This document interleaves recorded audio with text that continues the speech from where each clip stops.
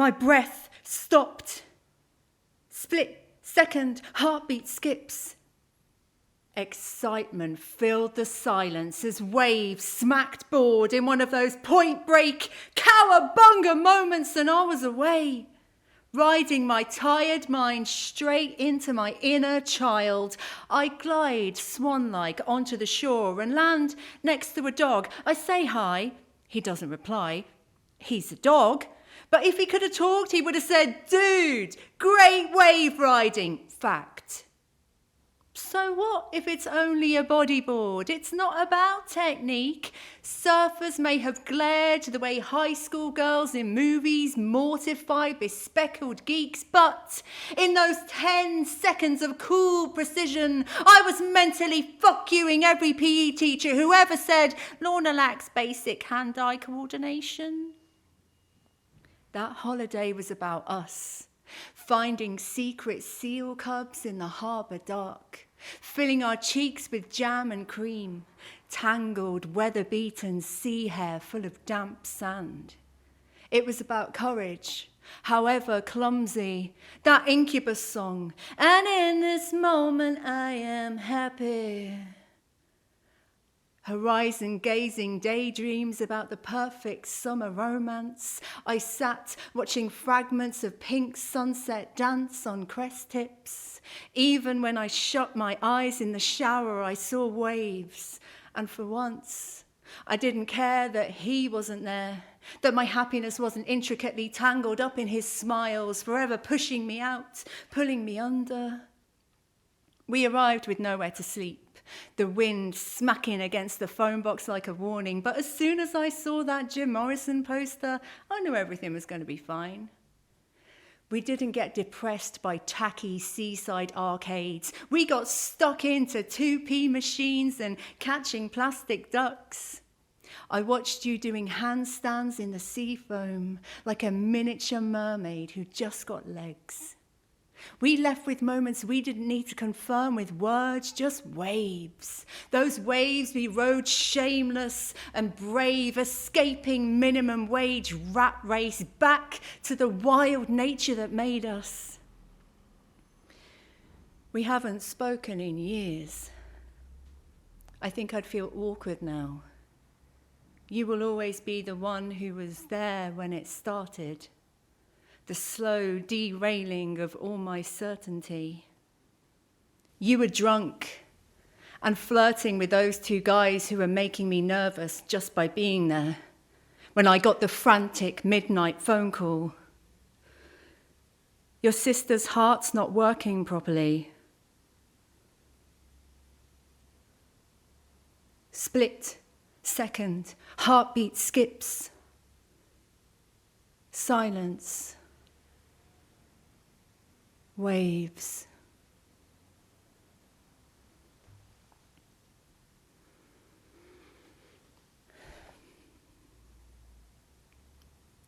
She played me my first Doors album. I was ready, but too young in my awkward bones for that raw beast of music. Those sensual whispering howls calling for true oneness. Light My Fire changed my life. In her flat, with the bedroom wall painted scarlet red, covering a cryptic premonition of her own death, an assault on the heart. That's the gift of a band like that. They make you a little less afraid of your own darkness as you stare it in the face and dance with it. You got me into all my best music. I tell her across the gulf between the chair and the hospital bed, wanting to hide any finality but still tell her the truth. You gave me so much, and I'd give it all back if you could stay. She smiled through her morphine haze, her arguments with angels, and I knew we both felt it. Our hearts opening to a torrent of pure love, at the same time subtle like a feather gliding down a river. That wordless moment where our souls touched, danced the endless rhythm of the universe. Our last gig was the tribute band. It was packed, but it still felt like our secret.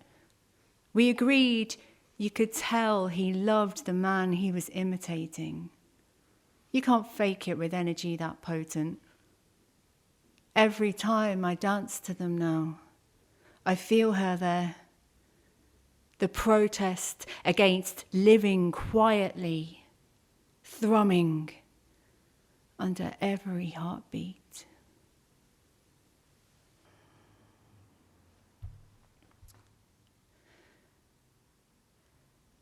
This starlit sky is our temple. This crackling fire a reminder that we are light made flesh as the moon kisses our skin and we dance. As our sisters did before us in the ancient days, sweating out the carnage, offering the darkness our victorious howls, wearing our scars as jewels that shine like foxes' eyes.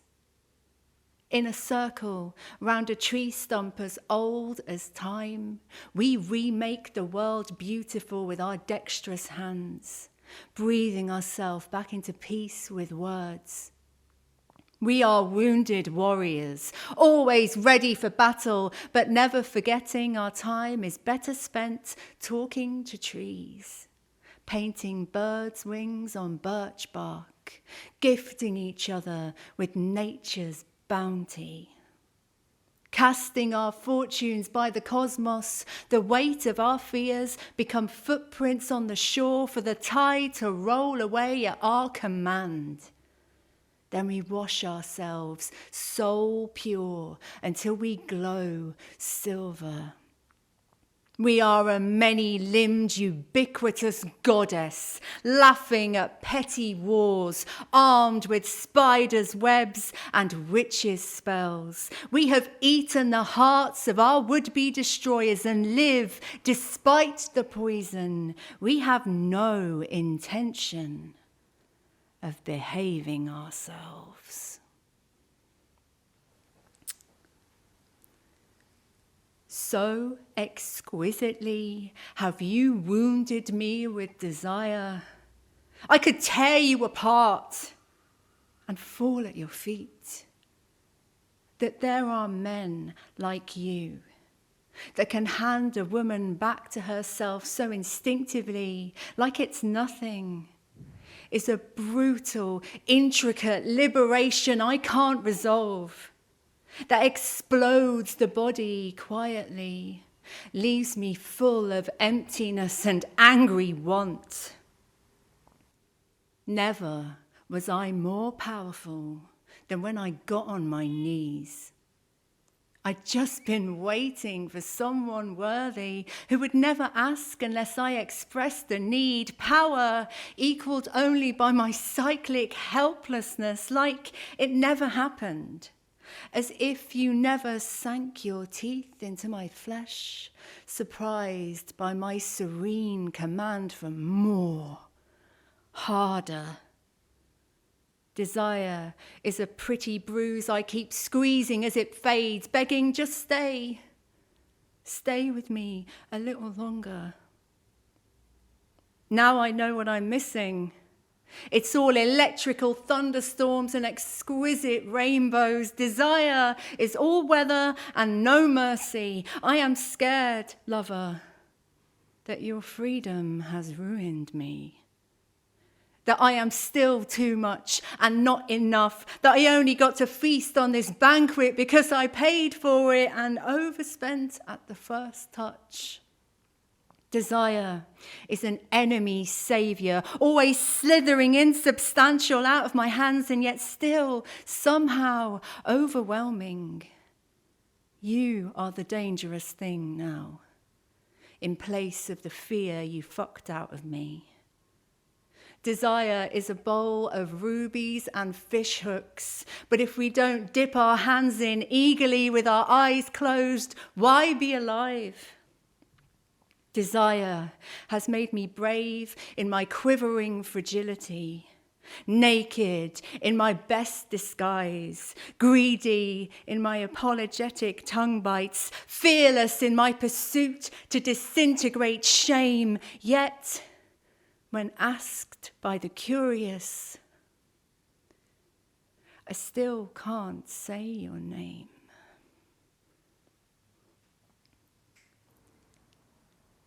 You are my favourites. Every time I have to trudge through this city, the streets full of preachers on speakers, the stink of chicken shops, I seek you out and you always stop me in my tracks. Your iridescent blues and greens, a natural art show amidst the grime. Feet always moving, eyes darting up to something. Chancing it outside the Peaky Blinders bar in packs, showing them real swagger. Hovering around Greggs and McDonald's, you know where the good stuff is, crumbs on tap. Always cocking your head cheekily for more. You've got a whole sausage roll there, missy, keep it coming. One particularly dismal day, my head full of snagging blackness, you reminded me why I'm alive.